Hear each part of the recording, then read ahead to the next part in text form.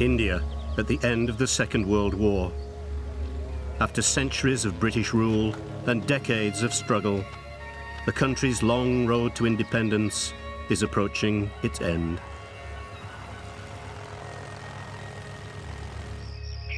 During the war, Indian troops have fought bravely for their British colonial rulers, despite no longer accepting them as their lords and masters. 2.5 million men have been called to arms to fight for the British Empire, over 100,000 of whom have been either killed or wounded. They have fought in the Far East, North Africa, the Middle East, and in Europe.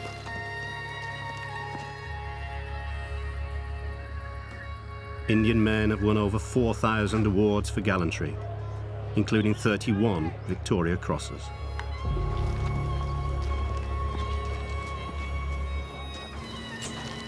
Britain's Indian Raj has endured for 200 years. But the British people are tired after 6 exhausting years of warfare. Britain's once unassailable power is diminishing rapidly. Its mighty empire will soon come crashing down, and its new socialist leader, Clement Attlee, will try to forge a new Britain. He has promised India that it will have its cherished independence, but it will come at a price. Despite the pleadings of India's spiritual leader, Mahatma Gandhi, the leader of the country's Muslims, Muhammad Ali Jinnah, cannot be persuaded to share nationhood with the rest of the population.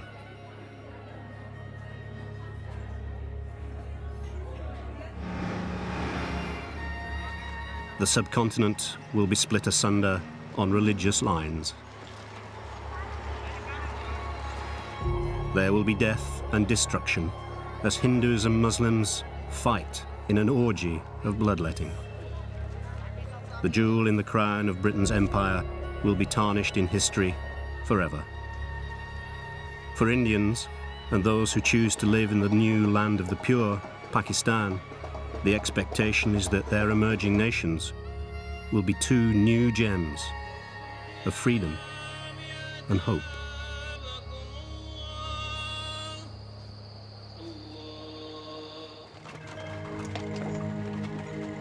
Using newly discovered and rare archive film, much of it in original colour, this is a unique visual journey through India's emergence as a nation. India, a visual homage.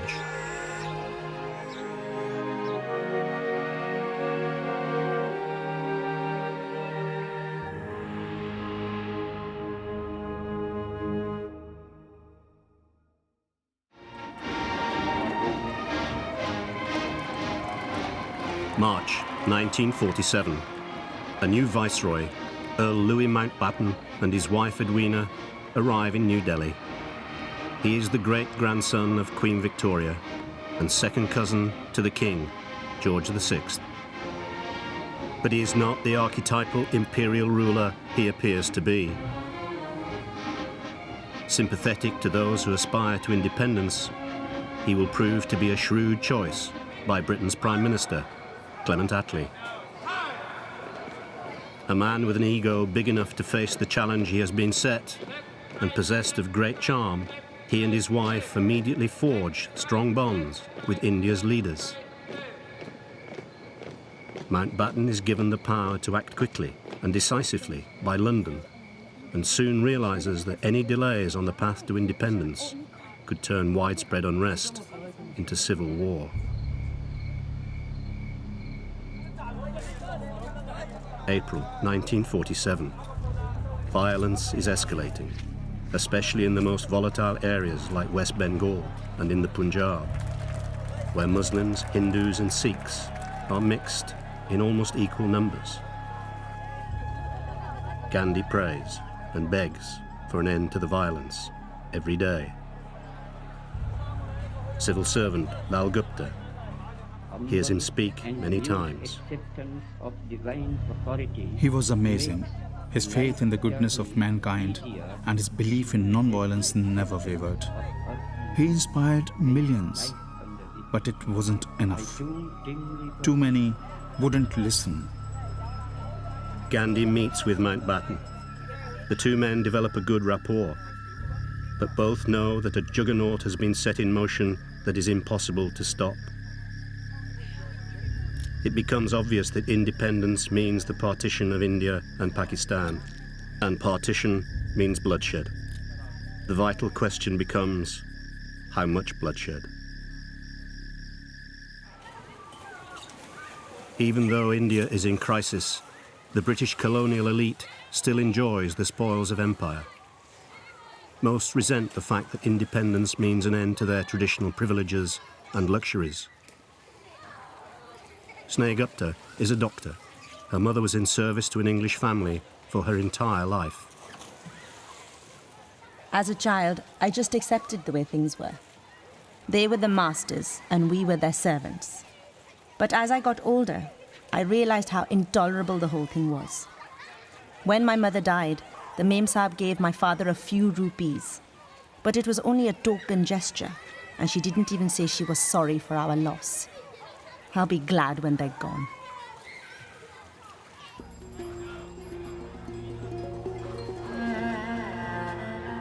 May 1947.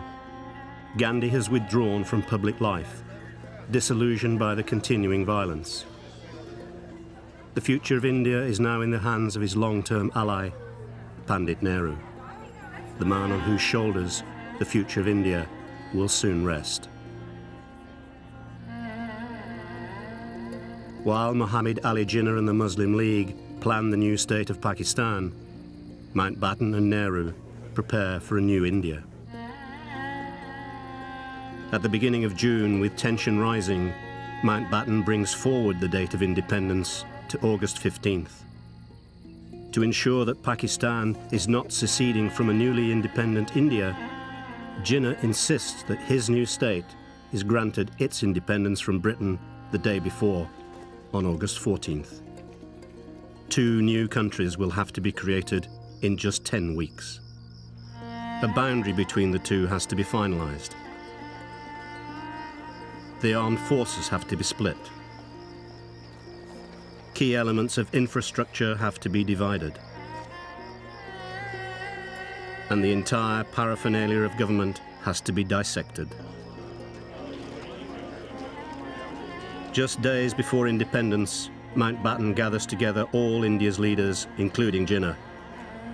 He continues to smile, hoping that the trauma everyone is predicting will not be as dreadful as feared.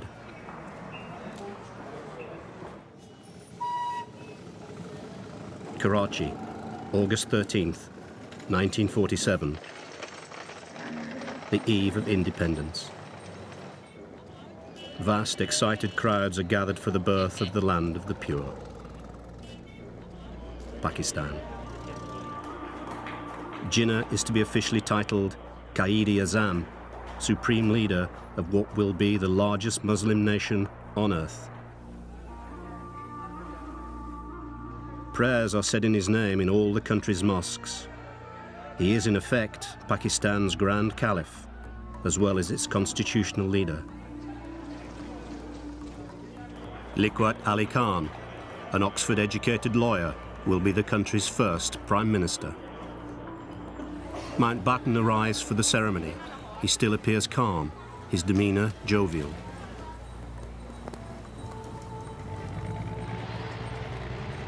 The next day, 80 million people celebrate the birth of their nation, a country in two parts. The provinces of Baluchistan, northwest frontier, West Punjab and Sindh in the west, and East Bengal in the east. They are separated by over 1,200 miles. Despite appearances, Mountbatten is anxious. He knows that several threats to his life and that of his wife have been issued, and warnings about a bomb attack at the ceremony have been given. He hurries back to Delhi that night.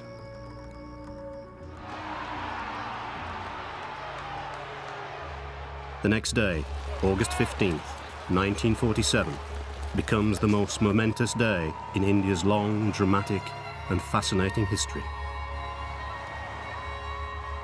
Tens of thousands of people rush to New Delhi for the ceremony. The Viceroy and Vicereine return from Karachi. The atmosphere is less tense than it had been in Pakistan.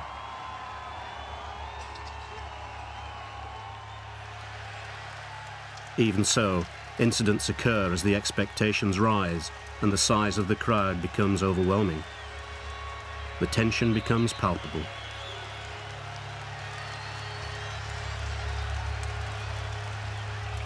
India's moment of destiny has arrived.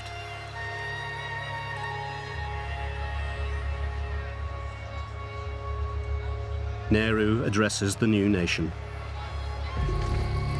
Long years ago, we made a tryst with destiny, and now the time comes when we shall redeem our pledge, not wholly or in full measure, but very substantially. At the stroke of the midnight hour, when the world sleeps, India will awake to life and freedom.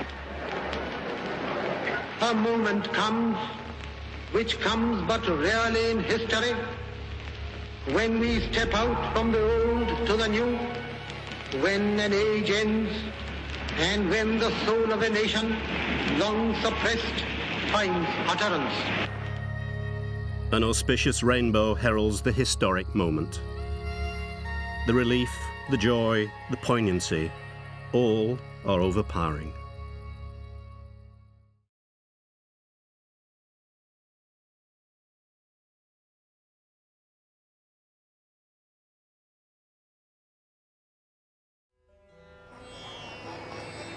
Even as India's independence ceremony takes place, millions are on the move. Within 8 months, 4.5 million Hindus and Sikhs migrate from the new Pakistan to the new India. 6 million Muslims move in the opposite direction. With the migrations comes an orgy of rape, mutilation and death on an immense scale.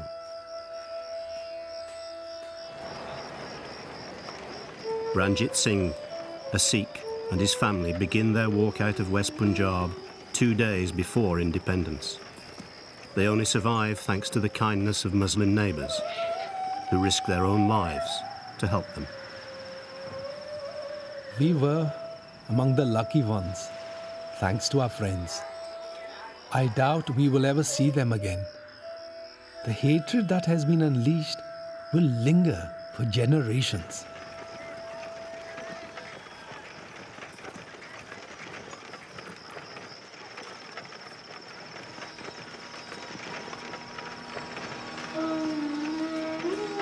Qasim Muhammad, a Muslim, is travelling in the opposite direction.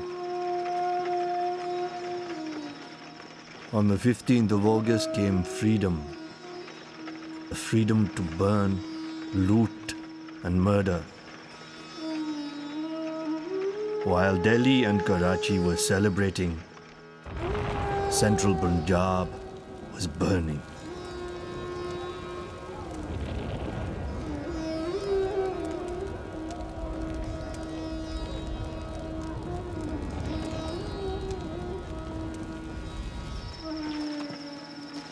Colonel Shahid Hamid, a fellow Muslim, is military attaché to Field Marshal Claude Auchinleck, Supreme Commander, British Forces in India.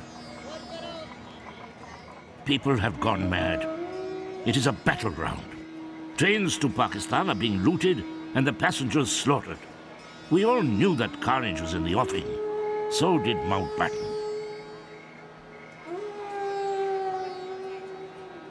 The British Empire, which tried to build India over centuries, can never live down this great tragedy. India's roads and railways become long trails of suffering and death. For Gurmit Singh and the other men in his group, their greatest fear is the rape and mutilation of their women and daughters. We felt totally helpless. We were completely surrounded. We had no weapons. We took the decision that all the women, our own families, must be killed. We killed them with our own hands. Kerosene was poured over them, and they were set on fire. Women and children. What could we do? Where could they have gone?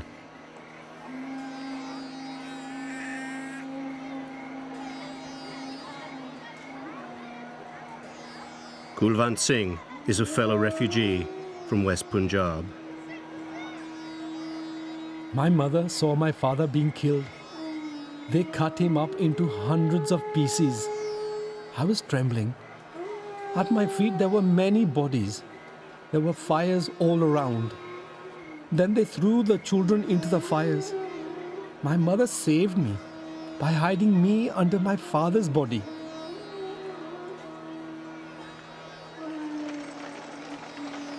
The horror of partition continues for weeks and months. Over 1 million people die.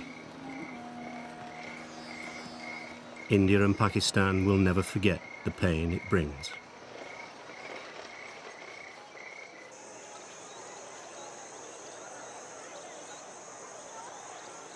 Edwina Mountbatten visits a refugee camp in the Punjab. Remy Desai is a doctor at the camp. It was kind of her to come, of course, and she was very sympathetic, offering words of encouragement and support. But as I looked around, I couldn't help thinking that it was her people who brought us this suffering and that her husband could have done more to prevent it. Perhaps it was our fault for wanting the British to leave. But did Mountbatten have to wash his hands of us so quickly? Anyway, what's done is done, and what we are left with is a bloody mess.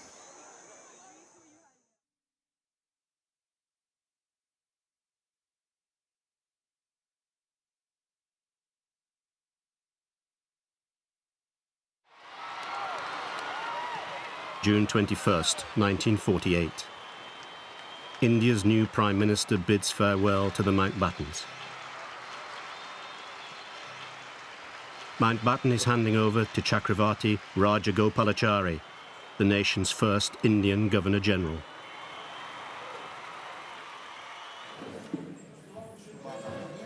Nehru honours the Mountbattens, with whom he has developed a strong bond, with a state banquet. In return, Mountbatten unveils a gift of gold plate from the King, George VI.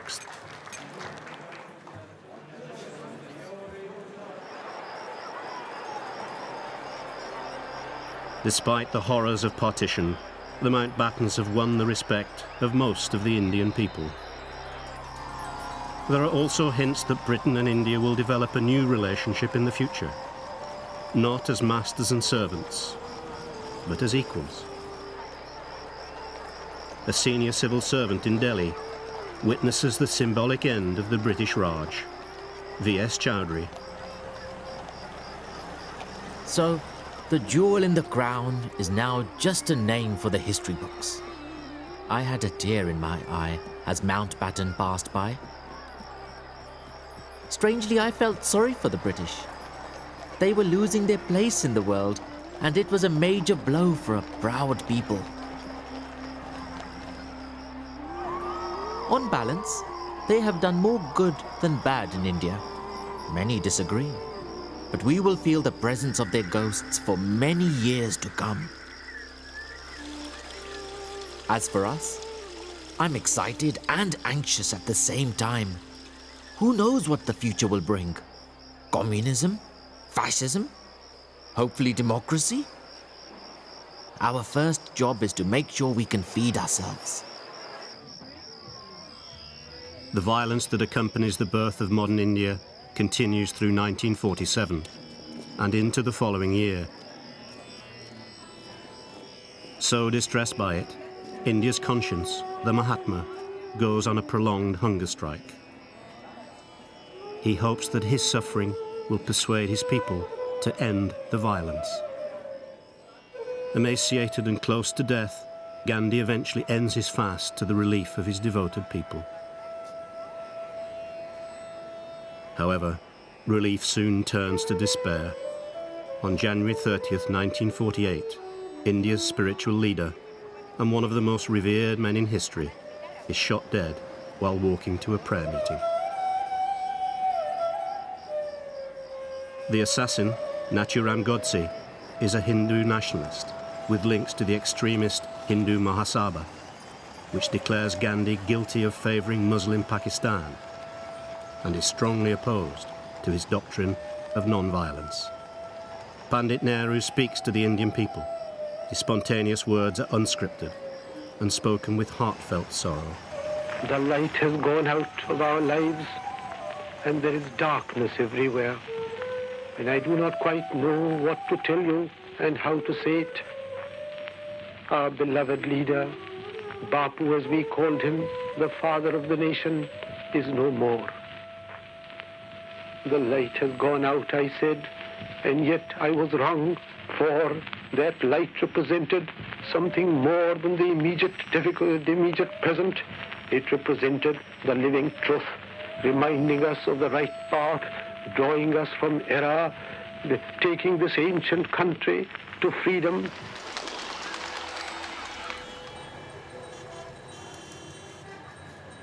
India finds it almost impossible to recover from the loss of Gandhi. But it is remarkably fortunate. In Pandit Nehru, it has a political leader who is able to combine the pragmatism needed to meet India's many challenges while maintaining the moral integrity of the Mahatma's legacy. Not only that, the countries of a post-Second World War world are beginning the long road to recovery. India strives to be part of that recovery and the new world it beckons. Although millions are still poor, malnourished and illiterate, the British have left a workable infrastructure, an efficient system of administration, and a rich vein of well-educated, talented people.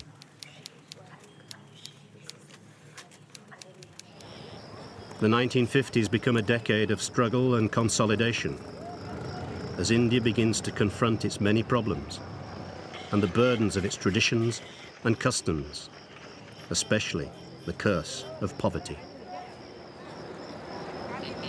Cynics, particularly in Britain, doubt that the country's democracy can survive against such odds.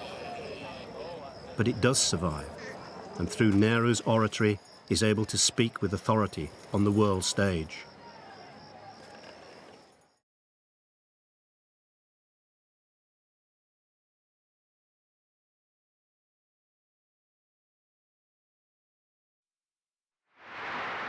The United Nations, New York, September 1960. Soviet leader Nikita Khrushchev plunges the world into yet another Cold War crisis by calling for the resignation of UN Secretary-General Dag Hammarskjöld. India's leader, Nehru, responds with an impassioned plea for world peace. My mind often goes back to our villages in India and my countrymen who live there. We are firmly resolved to raise the standards of our people and give them the opportunities to lead a good life.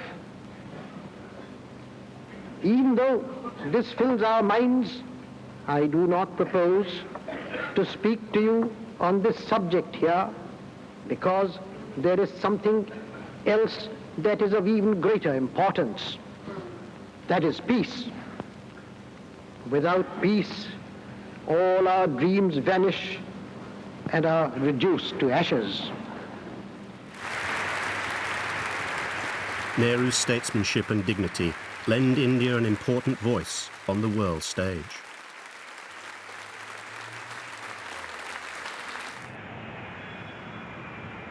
January 1961. Britain's Queen Elizabeth II arrives in India for her first state visit.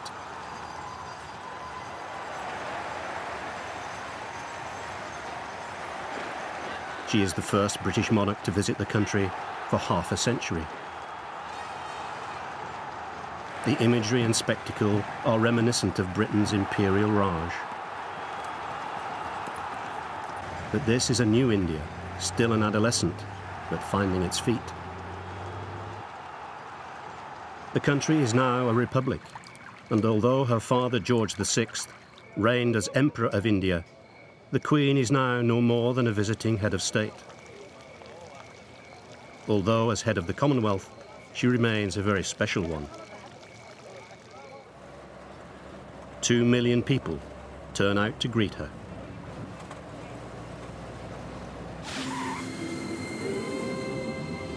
March 1962. Jackie Kennedy, wife of US President John F. Kennedy, arrives in Delhi on a goodwill tour of India and Pakistan.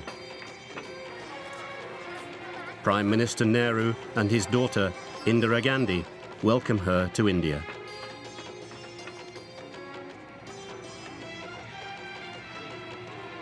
Mrs. Kennedy has proved to be a very diplomatic messenger for the president, previously charming both Soviet leader Nikita Khrushchev and French President Charles de Gaulle.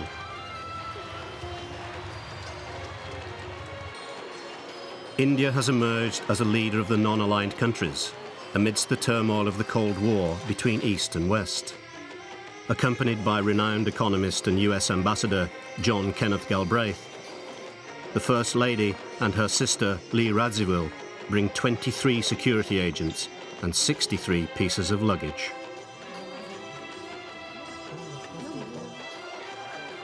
They change clothes several times a day, and although the press pores over the new Jackie look, there is a serious purpose to the visit.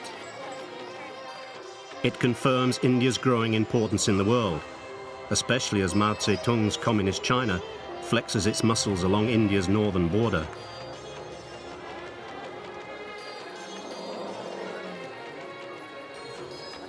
Freelance journalist Sanjay Desai follows the tour, reporting for the British newspapers in London. So, a little bit of the Kennedy aura comes to India. People are impressed, of course, and thousands come to stare at the First Lady, who is more like a Hollywood celebrity than a politician's wife. Mrs. Kennedy is charming and smiles and cute, but beneath the smiles, I wonder if she cares about India and its problems.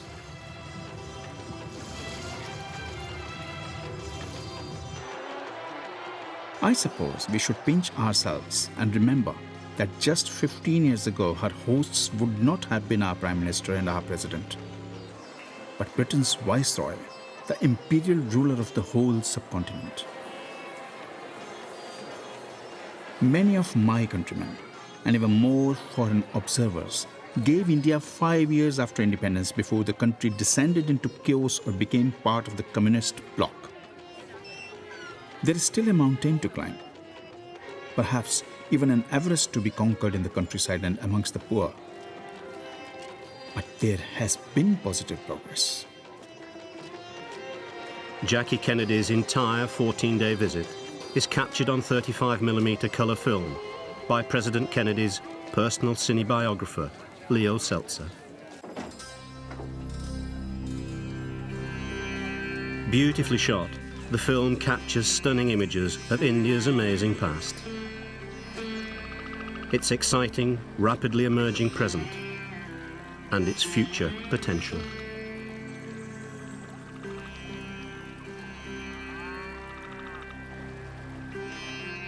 It is documentary filmmaking at its very best.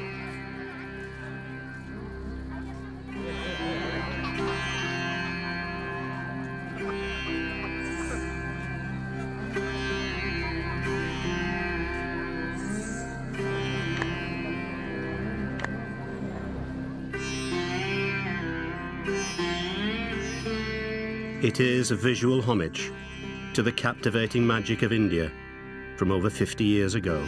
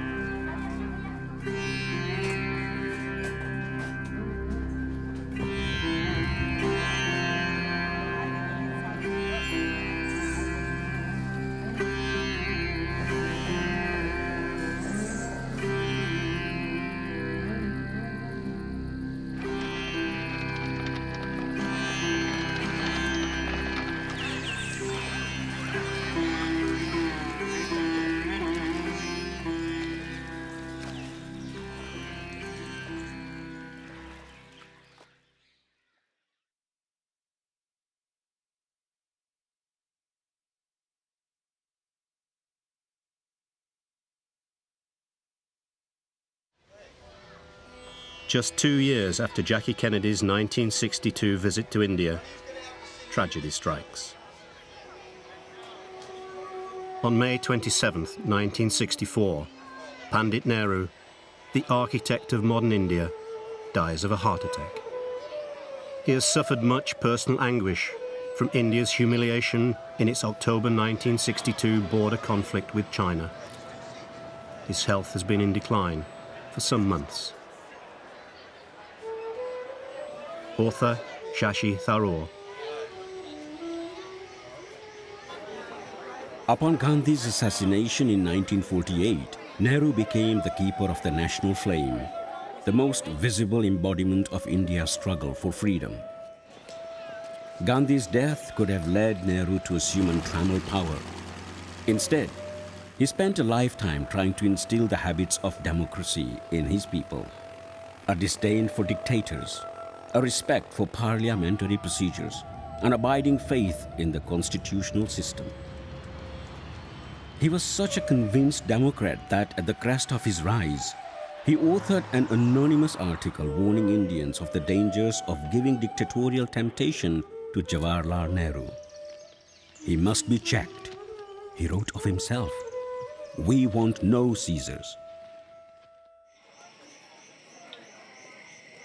After Nehru's death, power passes to Lal Bahadur Shastri, who becomes the country's second Prime Minister. Within months of taking office, festering hostility with India's neighbour, Pakistan, erupts into war in Kashmir.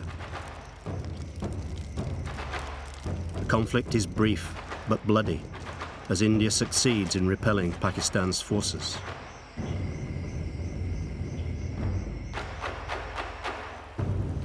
A peace agreement brokered by Soviet Premier Alexei Kosygin is signed in Tashkent in January 1965. In circumstances that remain controversial, Prime Minister Shastri dies of a heart attack the day after signing the peace accord.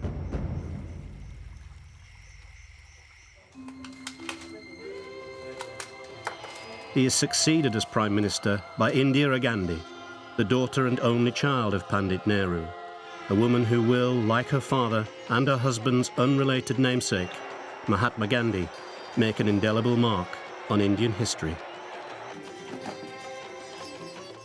With a ruthless determination and amidst much turmoil and controversy, she will confront India's many problems and build a base for the country to take a prominent position in world affairs. In her first year in office, she is interviewed as part of an American documentary examining India's domestic problems, particularly overpopulation, food shortages, and birth control.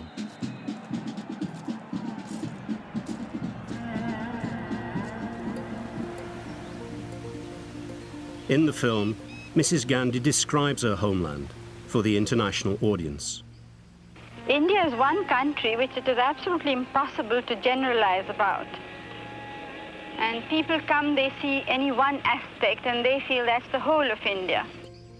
It's such a vast country and there's such diversity of races, of languages, of religions, of customs, not only within the whole of the country, but within each state itself. So that in a way it's like very many countries put together. But all the same, there is an underlying thread of unity which makes us all very Indian. The real Indian, I mean the unsophisticated Indian, lives very close to the earth.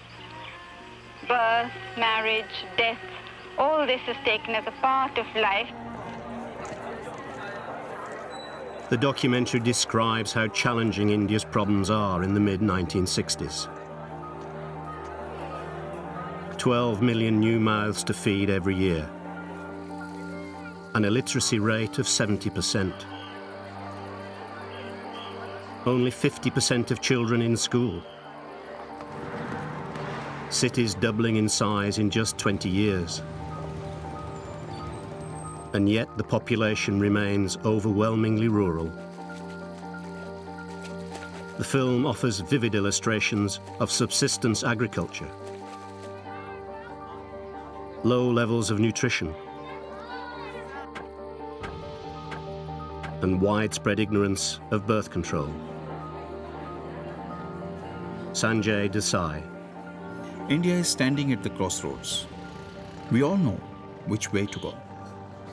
But we are standing with one foot in the past, a long, lingering past. It impinges on every part of our lives. The other foot is stepping tentatively into the future. A future still unclear, made so by the scale of our problems. But I'm an optimist. India has so much potential. We have the people, hungry, determined, intelligent. We have the natural resources in abundance. We just need to be organized. Despite our past, despite our wars, despite our huge problems and differences, we must succeed. Not only for those living and those yet to come, but for all those who sacrificed so much in the past to make the dream of India real.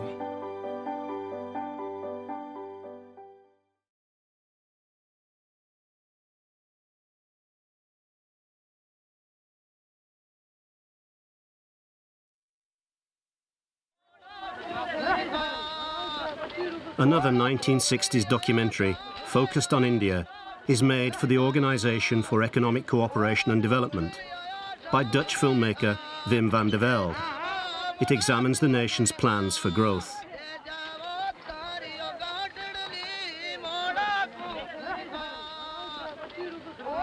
It focuses on the Rana Pratap Sagar Dam, part of the Chambal River irrigation project, which has taken 12 years to build and will not be completed for another 5. The images paint a remarkable picture of the contrast between the grinding toil of India's traditional building methods and its attempts to introduce new technology.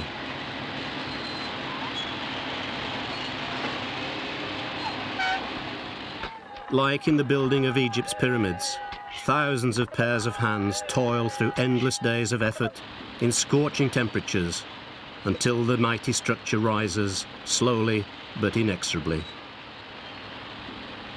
Millions of handmade bricks that have to line the canal's channels are painstakingly laid, one by one. The project is a telling metaphor for India's ambitions as it slowly and steadily builds for the future. Journalist Ravi Ranesh reflects on India's progress in January 1966, just after Indira Gandhi becomes Prime Minister. Almost 20 years now since the strange mixture called India emerged.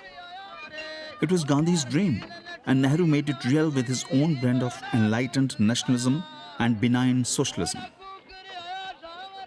But what now? His daughter is not in his mold. Far from it. She will face the same problems he faced, but her approach will be very different. What will the next 20 years bring? It's difficult to say, but I'm sure there will be an even bigger challenge than the previous 2 decades.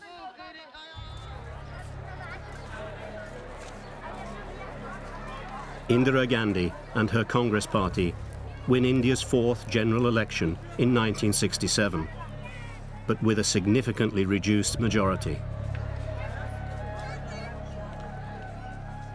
Congress loses 58 seats from the 361 it had won in 1962. It is a devastating result for her, but brings joy to her opponents. The result persuades Gandhi to pursue a more populist and nationalist political program. But it is a departure that will eventually put her at odds with her own party.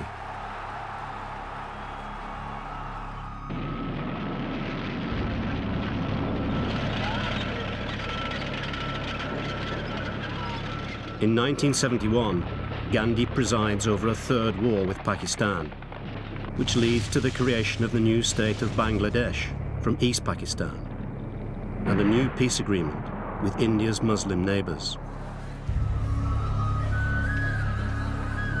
She introduces a series of reforms which produce significant improvements in India's economy, especially through a green revolution program in rural agriculture. By the mid-70s, Gandhi is seen as a hero and yet another inspirational post-independence leader.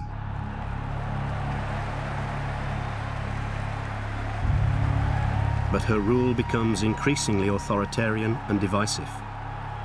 She oversees India's first atomic test detonation in 1974 and the incorporation of the Himalayan province of Sikkim into the Indian state in 1975, both of which add to her appeal among Indian nationalists. On June 26, 1975, Indira Gandhi shocks the nation by imposing a state of emergency. Gandhi suspends the democratic process and press freedom. She orders the widespread arrest of thousands of political prisoners. There are also accusations a year later that India's attempts to control its population have included forced sterilization programs initiated by Indira Gandhi's son, Sanjay.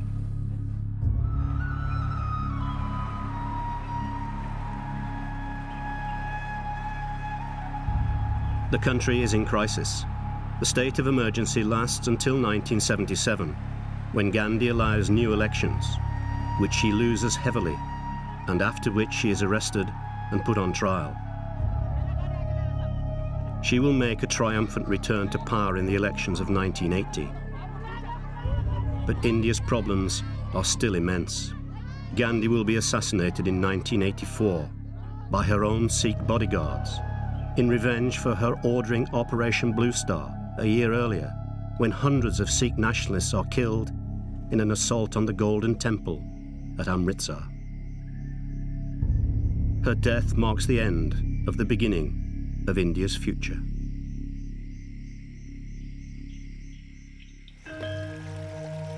However, by 1990, India will have joined the modern world and can look every other nation in the eye as an equal. Its institutions will be able to deal with its own problems and crises. Its infrastructure will be strong enough to cope with its huge demands, and its economy able to unleash the country's potential. 3 formidable leaders have acted as midwives to India's midnight children. Now the children born of so many rich and diverse traditions have come of age as one.